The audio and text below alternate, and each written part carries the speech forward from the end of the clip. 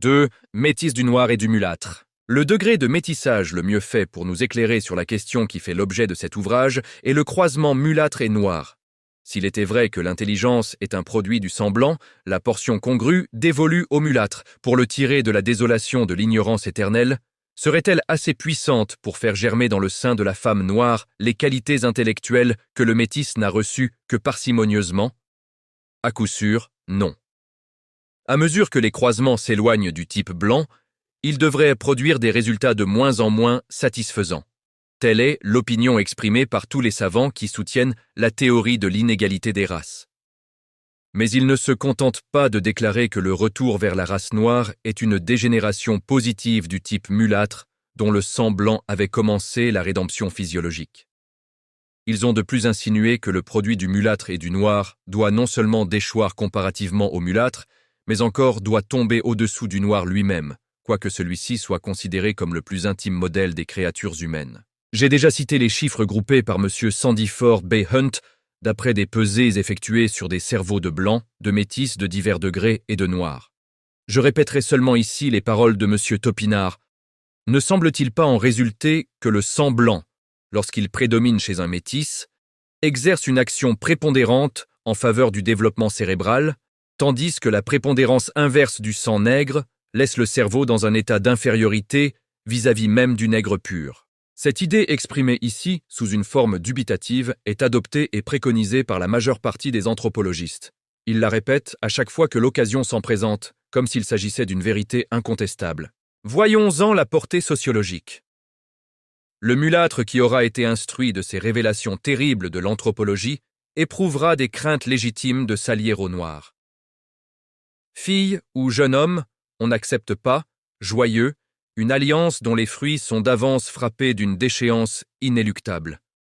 Dans la brutalité de cette doctrine, ce n'est pas seulement le mulâtre qu'elle met en garde contre l'alliance avec le noir, mais aussi celui-ci qu'elle défend de désirer une main jaune dans sa main noire, sous peine de procréer des êtres inférieurs à lui-même, lui que tous proclament le dernier des hommes. Comprend-on une telle malédiction? Si le noir a toujours été mal considéré par la race blanche, si le mulâtre est resté longtemps pour elle un être monstrueux, le griffe n'est-il pas, en un de compte, le bouc émissaire de toutes ces théories enfantées par le préjugé et qui, faute de lumière et de contradiction, se sont enfin immiscés dans le courant de la science? Aussi là où un mouvement involontaire fait oublier le mépris systématique que l'on professe pour l'Africain pur, le griffe, moins heureux, reste encore marqué du sceau de la réprobation. On peut en voir un exemple frappant dans la première production littéraire du plus grand penseur de ce siècle, de Victor Hugo. Le poète, quel que soit son génie, en vertu même de son génie, est toujours le fidèle reflet de la pensée de son siècle. Il n'est vraiment supérieur que lorsqu'il sait interpréter cette pensée, tout en l'idéalisant. Dans Bug Jargal, Victor Hugo a voulu mettre en évidence le caractère de chacune des variétés humaines représentées par ses héros. Il montre le blanc généreux, le noir, poétiquement noble, mais du griffe, il fait l'être le plus hideux. Abibra, qu'il présente comme un griffe, est au physique, laid et difforme, au moral, grincheux, lâche, envieux et haineux. C'est une œuvre d'adolescente jeunesse, mais cela ne fait que mieux ressortir l'influence que les idées ambiantes ont dû exercer sur l'enfant sublime, le futur maître de la poésie française. Cependant, le griffe, pas plus que le mulâtre, ne mérite cette réputation de couardise et d'envieuse ignorance que la prévention caucasienne lui a faite. En Haïti, où l'expérience du métissage se fait à tous les degrés, spontanément et naturellement, on ne trouve pas moins d'hommes intelligents et remarquablement organisés, parmi les griffes, qu'il ne s'en rencontre dans les autres variétés de l'espèce humaine. Parmi les griffes francs, quart de blanc, les capres, ou les sacatras, différentes combinaisons qui se font dans les croisements du mulâtre et du noir, on peut rencontrer des personnalités de la plus haute distinction intellectuelle et morale. Pour la littérature, il faut citer d'abord M. Delorme, griffe brun, qui est l'un des hommes les plus remarquables de la jeune République. Il attire l'attention, non seulement par ses qualités d'écrivain que nul ne peut contester, mais encore par cette constance rare dans la culture des lettres. Constance qui dénote un esprit essentiellement ouvert à toutes les conceptions du beau, et qui s'y complaît, sachant parfaitement les apprécier. Monsieur Delorme n'a pas fait ses premières études en Europe, où il n'est venu que fort tard, déjà complètement formé. Cette particularité est digne d'être notée. Elle démontre que son organisation si bien douée n'a pas eu besoin du contact direct de la civilisation européenne pour développer toutes ces belles aptitudes. Elles sont en lui natives. Leur épanouissement est donc le propre de chaque race humaine, à une certaine époque de son évolution historique. Monsieur Delorme a écrit plusieurs ouvrages plus ou moins importants, selon le goût de ceux qui lisent et leurs inclinations intellectuelles. Après s'être distingué en Haïti, comme parlementaire indépendant et libéral, comme journaliste spirituel et sagace, il publia à Bruxelles, durant son premier exil, en 1867, une brochure dont l'élévation des idées et la pureté du style furent hautement appréciées. Il s'agissait d'examiner la valeur politique et pratique du système Monroe par une étude rapide mais consciencieuse de la démocratie américaine. On peut dire qu'aucun de ceux qui ont abordé le même sujet n'y a apporté plus de clarté et de large philosophie. Revenu en Europe, en 1869, M. Delorme se remit courageusement au travail. Il publia en 1870, à Paris, Les théoriciens au pouvoir, qui auraient un réel succès s'ils étaient signés d'un nom d'auteur déjà connu ou s'ils émanaient d'une personnalité en relief dans la politique européenne. Le fond de l'ouvrage est une simple question d'histoire, mais le plan arrêté pour le développement de la thèse, l'agencement habile des parties, les nuances, les fines allusions, un style aussi aisé que soutenu, en font une œuvre de la meilleure littérature. Jamais on n'a mieux réuni l'utile à l'agréable. Des épisodes délicatement amenés et spirituellement contés. Des descriptions d'une touche heureuse, charmante, savamment colorée, achèvent les qualités de cette production dont le mérite est d'autant plus considérable que le thème choisi par l'auteur était essentiellement ingrat. Souvent le voyageur parcourt longtemps des paysages enchantés, où toutes les exubérances d'une riante nature, brillante en thèse où le parfum vient en aide aux couleurs, semblent s'épanouir pour captiver ses regards, ravir son cœur et son esprit. Il en jouit, mais avec une nonchalante indifférence. L'excès même de ses sensations lui communique une prompte lassitude. Cependant qu'il soit transporté en des landes désertes et arides, où tout ne promet que l'image de la désolation et de l'ennui, combien ne sera-t-il pas émerveillé lorsqu'une main savante, par un prodige d'adresse et d'art incomparable, répand sur tout le long de son trajet des enjolivements si bien combinés qu'il en arrive jusqu'au bout, en musant, sans même s'occuper des cailloux qui lui meurtrissent un peu les pieds. Après Les théoriciens au pouvoir, M. Delorme écrivit Francesca, roman historique qui est un essai aux formes indécises. D'aucuns peuvent y trouver une intrigue trop lâche, une trop grande dispersion de l'intérêt dramatique, lequel n'est pas toujours concentré sur l'héroïne, une belle napolitaine, habilement profilée d'ailleurs. L'écrivain est toujours écrivain, mais on sent que l'artiste n'est pas absolument dans son domaine. Plus tard encore, notre remarquable compatriote a publié Le Damné, roman de longue haleine qu'il nous est impossible d'analyser ici. Tant de productions variées placent M. Delorme au rang des écrivains dont la vocation est franchement déterminée. Quelles que soient les appréciations que l'on porte sur ses œuvres, il n'est pas possible de méconnaître en lui un lettré de fine race, ayant tous les petits défauts et toutes les belles qualités de l'homme de lettres, tel qu'il se développe dans les centres les plus civilisés de l'Europe. Aussi, ne puis-je qu'applaudir toutes les fois que je vois la jeunesse intelligente de mon pays faire un cercle d'honneur autour de M. Delorme qu'elle proclame le doyen de la littérature haïtienne. On assure que notre fin littérateur, avec une pertinacité de labeur vraiment distinguée, il prépare en ce moment un ouvrage considérable sur le développement de l'art dans les Pays-Bas.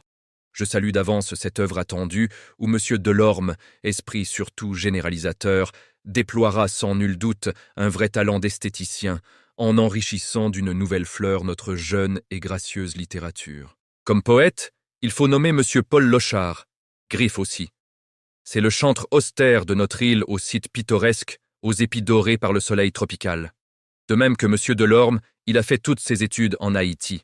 Esprit large et serein, mais où la semence religieuse a jeté une empreinte profonde, M. Lochard met la poésie de ses vers au service de toutes les grandes idées d'amélioration et de progrès de l'espèce humaine.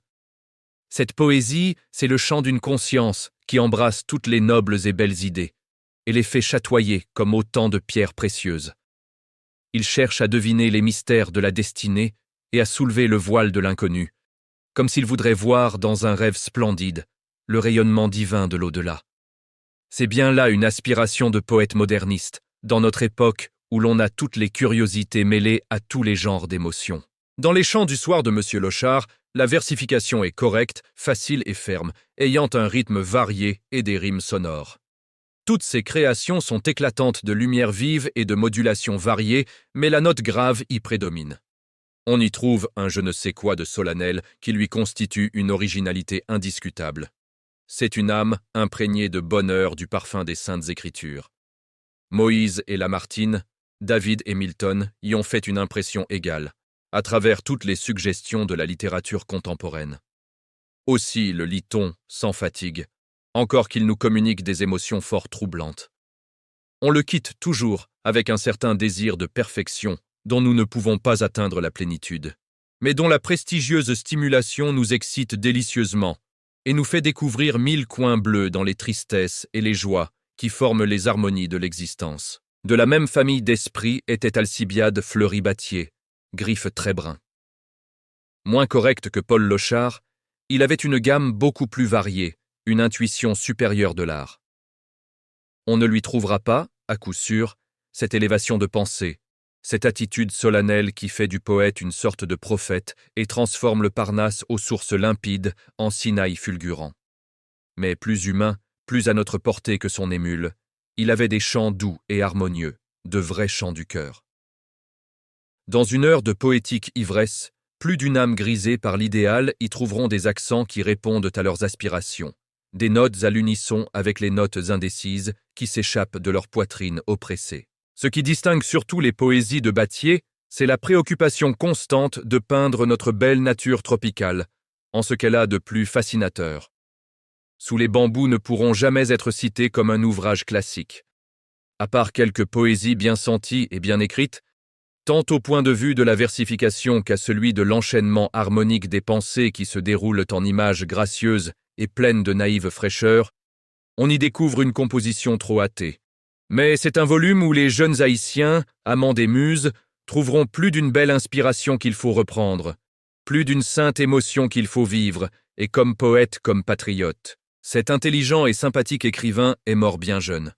Avec son amour du travail, son ardent désir de toujours monter, de perfectionner de plus en plus son esprit, il n'est pas douteux qu'il n'arriva à réunir toutes les qualités qui font un grand poète. Cependant, son seul exemple suffirait à prouver que la race noire, en retrempant de sa riche sève les rejetons mulâtres, issus de son croisement avec le blanc, ne leur communique aucun principe d'abattardissement intellectuel ou moral. Elle continue plutôt en eux l'épanouissement superbe dont elle a la force et les aptitudes, épanouissement qu'elle réalise infailliblement, toutes les fois que les influences qui ont favorisé l'éclosion des grandes qualités dans les autres races humaines viennent aussi la stimuler par leur puissante action. Un autre jeune poète, griffe d'un grand avenir, est M. Thalès Manigat, du Cap haïtien. Son talent s'est développé tout seul dans le silence du travail. Ce qu'il a de fort remarquable, c'est le faire exquis, dont les écrivains de race donnent seuls l'exemple. On y rencontre la riche variation des notes, les rimes harmonieuses et sonores, la coupe savante du vers coulé dans une forme toute moderne, l'art des enjambements entendu à un degré supérieur. Il a enfin toutes ces habiletés du vrai artiste, lequel change les mots en autant de matières plastiques d'où il tire des ciselures, des arabesques, sachant mettre l'idée en relief pour la faire briller comme dans un écrin. Les poésies de M. Thalès Manigat sont encore inédites, sauf quelques pièces fugitives publiées dans les journaux du pays. Je prends donc la liberté d'en offrir un spécimen au lecteur. Ce n'est pas la plus belle, ni la meilleure de ses compositions, mais je n'en ai pas d'autre sous la main. Telle qu'elle est, je la trouve encore digne de figurer dans les meilleurs recueils. La Havanaise. À mon ami Jules Auguste. La lune était sereine et jouait sur les flots. Victor Hugo. Sur la mer azurée où se mire l'étoile. Sereine de la nuit, légère et confiante, une éclatante voile se balance sans bruit. C'est l'esquif de la belle Havanaise. Au teint brun velouté, au bras de son amant la señora tout aise, étale sa beauté. Des saphirs à son col brillent, une basquine aux plus riches couleurs. Resserre élégamment sa taille svelte et fine, de bejucal les fleurs. Orne sa chevelure ondoyante et soyeuse, et des baisers ardents, venant s'épanouir sur sa lèvre rieuse, montrent ses blanches dents, dans la nature, tous les invitent à la joie, au plaisir chaste et pur. Le ciel qui dans l'éther impalpable déploie son éventail d'azur, parsemé de fleurs d'or, la brise qui soupire, en effleurant les flots, et descend lentement sur la plage bruire, ainsi que des grelots. Sur le sein ingénu de Juanita s'incline. La tête de Carlo, la querida niña sur une mandoline, chante un romancero. Pleine d'émotion, sa voix claire et vibrante s'envole vers les cieux. Tout son être frissonne et son âme tremblante brille dans ses grands yeux, écoutant cette tendre et douce mélodie, s'égrenant dans la nuit, comme un timbre de luth, de harpe d'éolie, que Zéphyr qui s'enfuit, racontant ses désirs aux fleurs, aux prés, aux grèves, fait vibrer tout joyeux. Carlo, bercé de joie, et d'amour et de rêve, plonge son œil aux cieux. Mais la lune, irisant la frange d'un nuage, se montre à l'horizon, et répand sa clarté sur l'océan sauvage, et le soyeux gazon. Tout à coup, des beaux doigts de la charmante fille. S'échappe l'instrument, aux magiques accords, et son regard pétille, plein de ravissement. Nuit sereine, dit-elle, ô nature sublime, voix immense de Dieu, dont le souffle remplit mon cœur devant l'abîme, des mers et du ciel bleu. L'oiseau dans la forêt abandonne sa gamme, la brise, son soupir, la rose, ses parfums. Moi, qui n'ai qu'une âme, que puis-je donc t'offrir? Juana, dit le jeune homme, abaissant sa paupière. Sur la joyeuse enfant, ouvre ton cœur candide et verse la prière, et l'amour triomphant. Le flot doit murmurer, le feu donner la flamme, la rose parfumée, la brise respirer, et sans cesse la femme doit prier, doit aimer. Décembre 1882. Ce n'est pas seulement dans la littérature que le Griffe montre ses aptitudes intellectuelles. Parmi les nombreux docteurs en médecine de la faculté de Paris que possède actuellement la République haïtienne, on rencontre plusieurs individus de cette nuance. Mentionnons surtout monsieur le docteur Louis Audin, aussi habile praticien que savant médecin. Il occupe en ce moment une des meilleures positions à Beauvais. Chaque jour, il voit augmenter sa clientèle. C'est la meilleure preuve qu'on puisse donner de sa science et de son habileté dans la carrière médicale. Beauvais est à moins de 20 lieues de Paris et ce n'est pas des médecins français qui y font défaut. Tout porte donc à croire que si le disciple bronzé d'Esculape a pu y avoir accès, c'est que ses aptitudes n'ont pas été trouvées au-dessous de celles des autres. On peut aussi affirmer que, comme tête et comme cœur, M. Audin est capable d'affronter la comparaison avec les hommes de n'importe quelle race, sans en sortir humilié. M. Archimède Désert, également docteur en médecine de la faculté de Paris, beaucoup plus jeune et ayant moins de pratique que le docteur Audin, est d'une intelligence tout aussi remarquable. Il dirige actuellement l'école de médecine de Port-au-Prince. À côté de ces deux échantillons d'une valeur supérieure, il convient de citer le nom de monsieur le docteur Aubry. Griffe comme eux, praticien habile qui a fait toutes ses études médicales en Haïti, mais dont le talent est toujours apprécié par tous ceux qui ne cherchent pas dans les brillants accessoires le fond même des aptitudes que l'on a droit d'exiger de chaque profession. Il a voyagé plusieurs fois en Europe et visité surtout Paris, où il vient de temps en temps se mettre au courant des derniers progrès de la science spéciale à laquelle il s'est voué. Monsieur Aubry est chevalier de la Légion d'honneur. La France l'a gratifié de ce ruban, qui est la décoration la plus enviable et la mieux considérée dans l'univers entier, par suite d'une généreuse et noble action. Toute une garnison de la marine de guerre française fut atteinte de la fièvre jaune en Haïti, en 1867 ou 1868. Sans s'effrayer d'aucune fatigue ni d'aucun danger, il entreprit de soigner ces hommes dont la position paraissait désespérante. Il prodigua ses peines sans réserve, avec un dévouement multiplié. Ses efforts furent couronnés du plus grand succès, car tous les gens confiés à ses soins furent sauvés de la terrible épidémie. Pour la jurisprudence, on trouve dans la magistrature d'Haïti de nombreux griffes d'un grand mérite.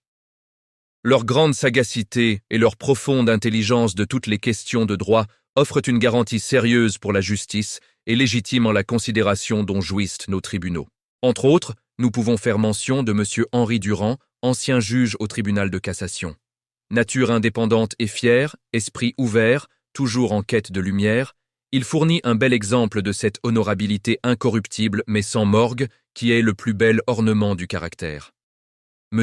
Enoch Désert, griffe très brun, presque noir, est docteur en droit de la faculté de Paris. C'est un esprit supérieurement cultivé.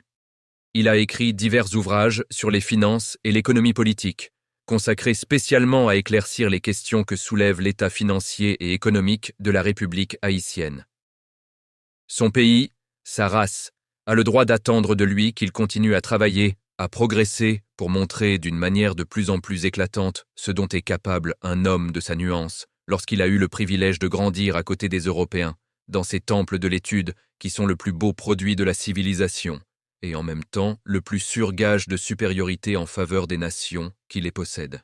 Monsieur d'Albemar Jean-Joseph, ancien ministre de la Justice, est un des avocats les plus remarquables du barreau haïtien. Intelligence fine et clairvoyante, esprit admirablement doué, il réunit les qualités d'un écrivain correct au talent si appréciable d'un orateur disert et pénétrant. Monsieur Magny, ancien député, ex-sénateur de la République d'Haïti, est un homme vraiment supérieur. Réunissant à une probité antique une instruction solide et variée, il donne l'exemple d'une telle modestie, d'une dignité si bien contempérée par l'urbanité jamais troublée de ses allures, que l'on peut hautement certifier qu'en aucun point de la terre on ne saurait rencontrer une plus belle personnalité. On pourrait citer encore Élusfa Laporte, musicien consommé, habile instrumentiste. Enlevé trop tôt à l'art où il était déjà un virtuose de premier ordre, il a laissé des compositions superbes. Elles seront sûrement recueillies et publiées, le jour où Haïti aura compris la nécessité qu'il y a de réunir tout ce que ses enfants ont produit, tant dans les arts que dans les sciences, les lettres et l'industrie, afin de prouver au monde entier toutes les belles aptitudes dont les descendants de l'Africain peuvent faire preuve quand ils jouissent de la liberté et se désaltèrent, comme les autres peuples civilisés, aux sources vivifiantes de la science. Il y a encore un jeune Haïtien de la plus belle intelligence, griffe brun comme les précédents. C'est monsieur Emmanuel Chancy. Travailleur modeste mais infatigable, il vient d'augmenter la liste des écrivains que compte notre jeune République, en publiant un ouvrage très sérieux sur l'indépendance d'Haïti. C'est une œuvre de critique historique délicate et savante. Nous pensons bien qu'il ne s'arrêtera pas en si beau chemin, car ces sortes de travaux sont d'une nécessité capitale pour la parfaite intelligence de notre histoire nationale. Certes, voilà bien des noms cités. Tant d'exemples n'enlèvent-ils pas aux négateurs incorrigibles le droit de continuer à douter des aptitudes morales et intellectuelles du produit que donne le croisement du mulâtre et du noir? Il faut pourtant nommer encore un autre griffe haïtien de la plus puissante individualité, dont les talents et le caractère le feraient distinguer dans n'importe quelle nation où il pourrait naître. Je veux parler de monsieur Edmond Paul. Cet homme vraiment considérable a fait ses études à Paris, de même que la plupart des Haïtiens aisés. Mais un trait particulier et fort remarquable en lui, c'est qu'il n'a jamais eu une préoccupation plus constante que celle de contribuer à la glorification et au relèvement de la race noire dont il est sorti. Dans son apostolat précoce, au lieu de s'attacher, comme tant d'autres jeunes hommes, au succès scolaire où l'amour des diplômes fait veiller constamment sur la forme et la lettre, en négligeant souvent le fond des choses, M. Edmond Paul ne s'occupa que des études sérieuses, spéciales, propres à éclairer et mûrir son esprit. Luttant contre toutes les difficultés avec une volonté inflexible, il parvint de bonne heure à se pénétrer parfaitement de toutes les questions les plus intéressantes pour un peuple qui a besoin de se développer. C'est ainsi qu'à peine âgé de 24 ans, il publiait déjà, à Paris, des ouvrages dont le but est infiniment élevé. Ce sont malheureusement des études économiques et sociales dont la plus légère analyse serait déplacée dans un ouvrage de la nature de celui-ci. D'ailleurs, on pourra en avoir une idée par quelques citations que nous aurons occasion de faire. Je suppose le cas où les populations de ce malheureux pays auraient pu agir conformément à l'esprit des races dont elles sont issues, ou, ne se trouvant pas sous le protectorat inévitable et l'impulsion d'idées étrangères, elles auraient formé leur société tout à fait librement et en suivant leurs seuls instincts. Alors, il se serait fait, plus ou moins spontanément, mais jamais sans quelque violence, une séparation entre les gens des deux couleurs. Les mulâtres auraient habité les bords de la mer, afin de se tenir toujours avec les Européens dans des rapports qu'ils recherchent. Sous la direction de ceux-ci, on les aurait vus marchands, courtiers surtout, avocats, médecins, resserrer des liens qui les flattent, se mélanger de plus en plus, s'améliorer graduellement, perdre, dans des proportions données, le caractère, avec le sang africain. Les nègres se seraient retirés dans l'intérieur et ils y auraient formé de petites sociétés analogues à celles que créaient jadis les esclaves marrons, à Saint-Domingue même, à la Martinique, à la Jamaïque et surtout à Cuba, dont le territoire étendu et les forêts profondes offrent des abris plus sûrs. Là, au milieu des productions si variées et si brillantes de la végétation antilienne, le noir américain, abondamment pourvu de moyens d'existence que prodigue, à si peu de frais, une terre opulente, serait revenu en toute liberté à l'organisation despotiquement patriarcale si naturelle à ceux de ses congénères, que les vainqueurs musulmans de l'Afrique n'ont pas encore contraint. Les expressions du comte de Gobineau sont fortes, calomnieuses et exagérées. Cependant, je les ai froidement transcrites, pensant que dans l'exagération même du dénigrement, il y a encore une leçon à tirer. Bien des gens en Haïti doivent en ignorer l'existence. D'autres qui les ont lues semblent les avoir trop prises à la lettre. De là est sortie la gérontocratie. J'ai positivement dit que l'analyse des ouvrages de M. Edmond Paul serait ici déplacée, qu'il me suffise de citer la réfutation qu'il a faite en quelques lignes de toutes les idées de M. de Gobineau ou de ses adeptes, encore que le nom de cet auteur n'y figure nullement. Il n'est pas rare, dit M. Paul, de rencontrer des gens qui demandent qu'Haïti ne soit qu'un simple comptoir de commerce. Les Haïtiens seraient travaillant dans les plaines, dans les mornes, et le commerce se ferait, dans les villes, avec nos intermédiaires obligés. Oh, cela professe une profonde vénération pour l'agriculture. Et cela oublie que nous avons aussi pour mission de former une cité jaune-noire, avec ses arts, ses sciences, ses vertus, où règne l'esprit. Plus tard, le courageux publiciste a publié Le salut de la société, où la même élévation d'idées, la même inflexible logique et le même esprit de justice prédominent. Durant son exil de 1874 à 1876, M. Edmond Paul écrivit un nouvel ouvrage d'économie politique, où il traita la question si importante de l'impôt sur le café en Haïti. Avec une suite admirable dans ses idées, c'est toujours au point de vue du relèvement moral des populations noires de la plaine qu'il considère les faits. Et toutes ces conclusions tendent à demander que le producteur du café, le cultivateur des mornes, ne soit pas tellement écrasé par le poids de l'impôt qu'il devienne impuissant à améliorer son existence matérielle et à effectuer l'évolution morale qui doit le transformer. M. Paul a, de plus, édité à Kingston un dernier ouvrage intitulé « La cause de nos malheurs ». C'est une œuvre purement politique et par conséquent systématique. Il n'est donc pas nécessaire de s'y arrêter. En dehors des titres que donne la production de tant d'ouvrages écrits avec une telle hauteur de vue et de logique, il faut encore ajouter que notre illustre compatriote est un journaliste consommé, le parlementaire le plus correct que nous ayons eu en Haïti. Il ne prend la parole dans les grandes circonstances que pour enlever une situation. Ce n'est pas un orateur diserte, mais son éloquence grave et sévère, ayant parfois trop de solennité, s'impose tout de même et produit infailliblement son effet dans une espèce de sursaume corda. Que l'on conteste à M. Edmond Paul le mérite d'un beau style, en notant dans ses écrits des corrections de forme qui lui échappent parfois, au grand détriment de l'élégance et d'une bonne phraséologie, il n'est pas moins incontestable que ses pensées et ses conceptions sont larges, conséquentes, élevées, hautement adaptées aux besoins d'évolution morale et intellectuelle de la race noire d'Haïti. Pour moi, en faisant abstraction expresse de la politique pratique, dont les préoccupations m'écarteraient positivement du but auquel tend ce livre, j'avoue que je n'ai jamais vu cet homme sans éprouver une certaine émotion.